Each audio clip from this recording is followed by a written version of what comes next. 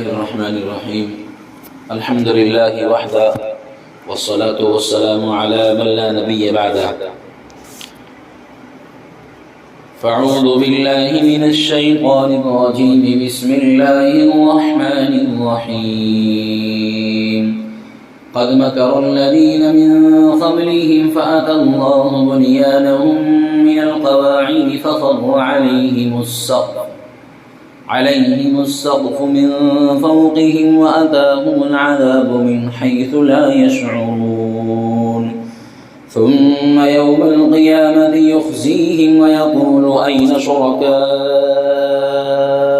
الذين كنتم تشاقون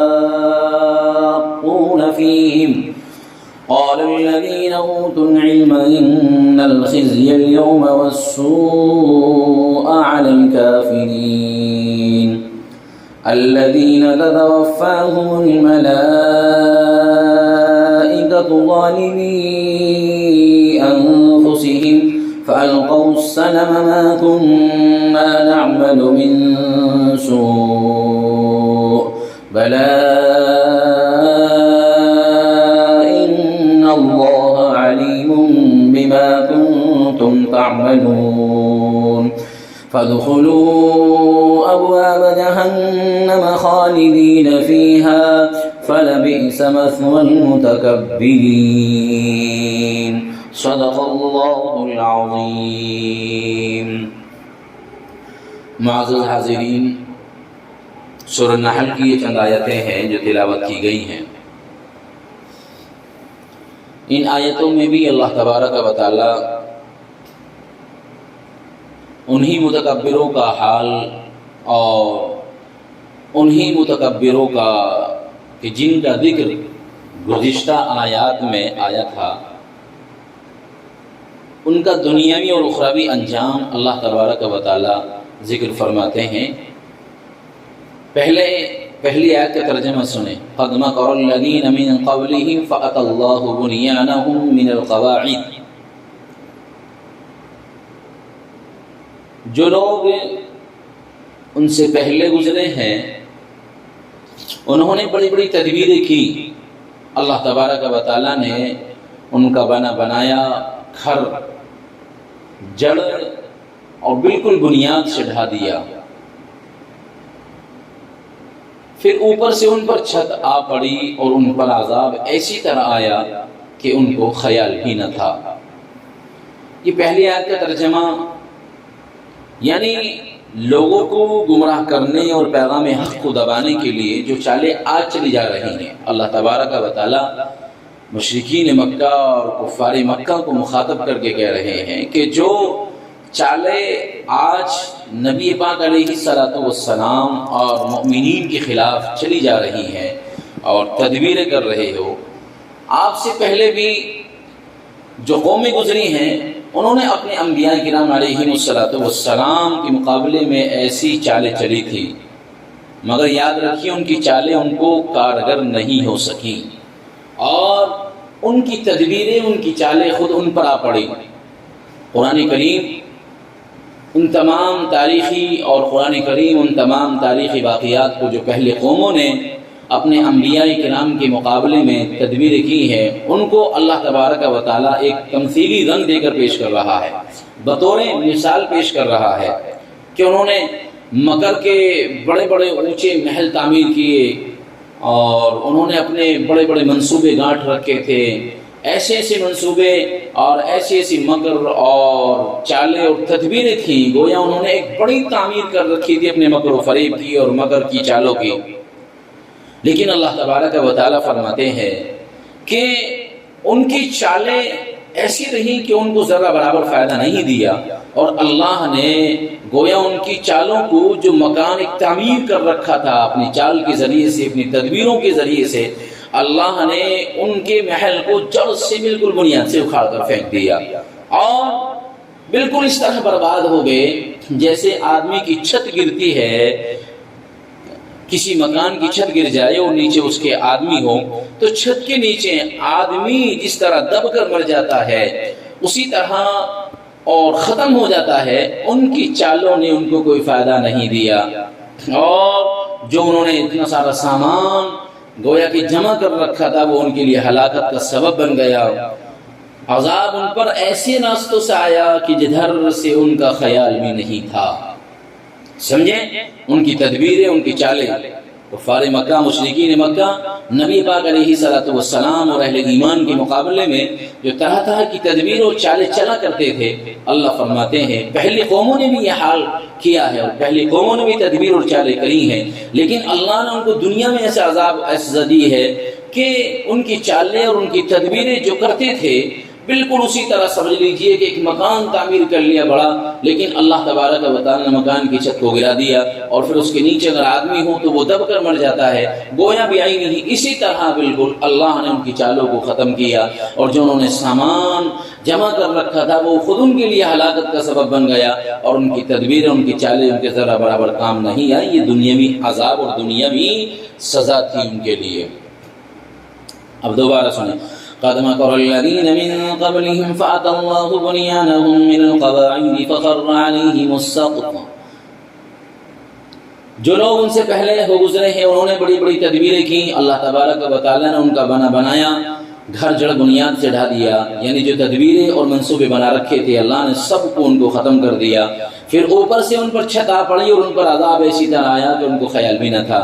ثم يوم القيامة يخزيهم ويقول أين شركائي الذين كنتم تشاقون فيهم قال الذين أوتوا العلم إن الخزي اليوم والسوء على الكافرين۔ اوپری آیت میں تو یہ انجام جو ان کا دنیا میں ہوا، اب ان کا اخروی انجام سنیے، یعنی انبیاء کرام علیہ السلام کے ساتھ اور مومنوں کے ساتھ جو یہ اپنے یقین میں اور اپنے ظن میں اور اپنے لیے بہتر سمجھتے تھے جن شرکا کو، اور جن شرکا کی حمایت میں ہمیشہ ایمان والوں سے اور نبی پاک علیہ السلام سے لڑتے تھے، جھگڑتے تھے، کفار مکہ، قریش مکہ، فرماتے ہیں انہیں اللہ تبارک و تعالیٰ کل قیامت کے دن کہے گا کہ تم ہمارے سامنے ان معبودوں کو لے کر آؤ، ان شرکا کو لے کر آؤ، اپنے حمایتیوں کو لے کر آؤ۔ میدان محشر میں اللہ تعالیٰ غضبناک ہوں گے اور اللہ تبارک و تعالیٰ پھر فرمائیں گے لاؤ اپنے ان حمایتیوں کو، لاؤ اپنے ان شرکا کو جن کو تم اپنا حامی سمجھتے تھے اور اہل ایمان کے مقابلے میں تم ہمیشہ لڑتے تھے، جھگڑتے تھے، لہٰذا ان شرکا کو آج ہمارے سامنے پیش کیجیے، ہم دیکھیں گے کتنا خم اور دم ہے ان کے درمیان اور کتنا خم اور دم ہے ان میں۔ اللہ تبارک و تعالیٰ یہ کل قیامت کے دن مشرکین سے اور منکرین سے اور کفار سے اللہ یہ فرمائے گا کہ لاؤ ان کو۔ لیکن میدان محشر میں جب اللہ کی طرف سے یہ اعلان ہوگا تو سارے مشرکین اور تمام کے تمام کفار پر سناٹا چھا جائے گا اور میدان محشر پورے کا پورا دم بخود ہو جائے گا، اور یہ سمجھ لیجئے کہ مشرکین کی زبانیں کچھ نہیں بولیں گی، مشرکین کی زبانیں بالکل جو ہے خاموش ہو جائیں گی اور ان کے پاس اللہ تعالیٰ کے سوال کا کوئی جواب نہیں ہوگا۔ وہ وقت ان کے لیے بڑی رسوائی کا ہوگا۔ ایسے حالات میں اولین اور آخرین کا اجتماع اور اللہ کی طرف سے مخاطب ہو کر کہا جائے تو گویا ان کو رسوا کیا جائے گا کہ تم دنیا میں جو کرتوت کرتے تھے، دنیا میں جو اپنے معبود بناتے تھے، آج اگر ان کے اندر کوئی طاقت ہے اور ان سے کوئی فائدہ اٹھایا ہے تو ہمارے سامنے لے کر آئیے۔ لیکن کیا سوال کا جواب دے سکتے ہیں اللہ تبارک و تعالیٰ کی؟ خاموش ہو جائیں گے، زبانیں بند ہو جائیں گی، عقل حیران ہو جائے گی، سوچنے پر مجبور ہو جائیں گے اور کوئی جواب نہیں آئے گا۔ ترجمہ سنیے، ثم يوم القيامة يخزيهم ويقول أين شركائي الذين كنتم تشاقون فيهم۔ پھر قیامت کے دن وہ یعنی اللہ تبارک و تعالیٰ ان کو رسوا کرے گا اور یہ کہے گا کہ میرے شریک جن کے بارے میں تم لڑا جھگڑا کرتے تھے، جن کے بارے میں تم لڑائی اور جھگڑا کرتے تھے، کہاں ہیں؟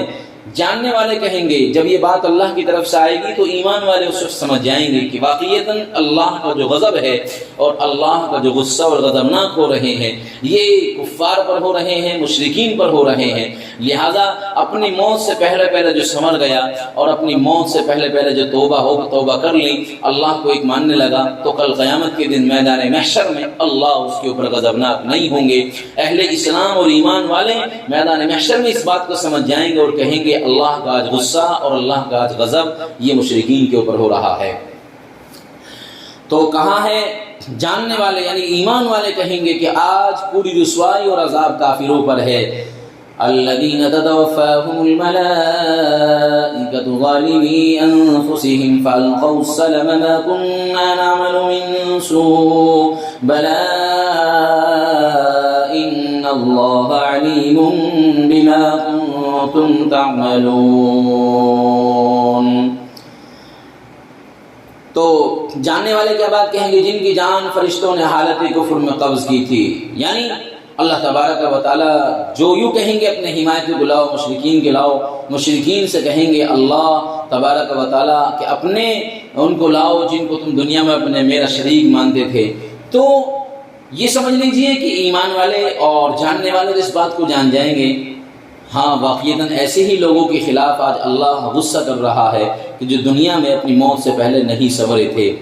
ایسے لوگوں پر غصہ کر رہا ہے، ایسے لوگوں پر غضبناک ہو رہا ہے جن کی موت حالت کفر میں آئی ہے.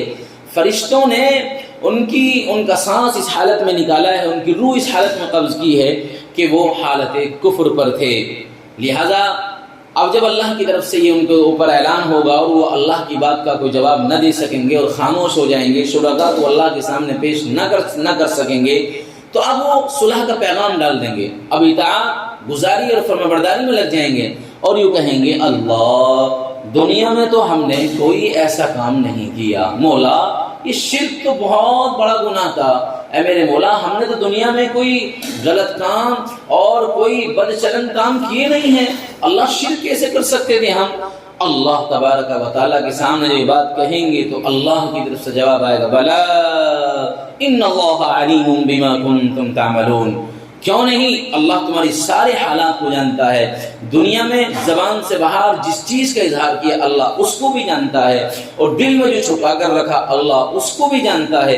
تمہارے دنیا کے تمام بد چلن کاموں کو اور اللہ دنیا میں تمہارے تمام کرتوتوں کو جو تم نے رب کے مقابلے میں اپنے معبود بنائے، اپنے شرکا بنائے، اللہ تبارک و تعالیٰ ان سب کو جانتا ہے. اور اللہ تبارک و تعالیٰ ان سب کو تمہارے مقابلے میں سارے حالات کو جانتا ہے. لہذا اللہ کو اپنی باتوں سے یہاں ہرگز مت جھٹلاؤ. اللہ کے یہاں تمام چیزیں ریکارڈ میں محفوظ ہیں اور تمہارے سارے کرتوت اللہ کے یہاں پوری باخبر ہیں. بلا اب ترجمہ سنیں. جن کی جان فرشتوں نے حالت کفر میں قبض کی تھی، پھر وہ کافر لوگ صلح کا پیغام ڈالیں گے کہ ہم تو کوئی برا کام نہیں کرتے تھے. بلا ان اللہ علیم بما کنتم تعملون. کیوں نہیں؟ بے شک اللہ تعالیٰ کو تمہارے سب اعمال کی پوری خبر ہے. فادخلوا ابواب جہنم خالدین فیہا فلبئس مثوى المتکبرین.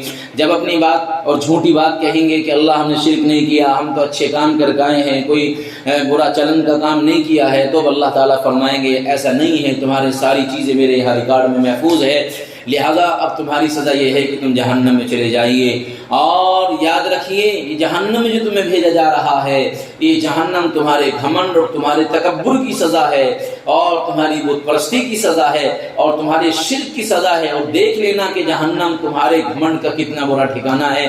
اور ایک بات اور اپنے پلے میں باندھ کر چلے جائیے، اللہ ان سے جاتے جاتے یوں کہے گا یاد رکھیے جہنم میں جا رہے ہو، اب جہنم سے تم نکلو گے نہیں، ہمیشہ ہمیشہ تم اسی میں رہو گے. یہ ان کا اخروی سزا اور اخروی عذاب ہوگا. فادخلوا ابواب جہنم خالدین فیہا. تو جہنم کے دروازوں میں سے سو داخل ہو جاؤ، اس میں ہمیشہ ہمیشہ رہو گے، ہمیشہ ہمیشہ رہو. فلبئس مثوى المتکبرین. غرض تکبر کرنے والوں کا وہ برا ٹھکانہ ہوتا ہے. اللہ تبارک و تعالی ہماری اس تکبر سے حفاظت فرمائے، گھمنڈ سے اللہ ہماری حفاظت فرمائے. اللہ تعالی ہمیں رب سے سچی محبت عطا فرمائے. سبحان اللہ بحمدہ، سبحانک اللہم وبحمدک.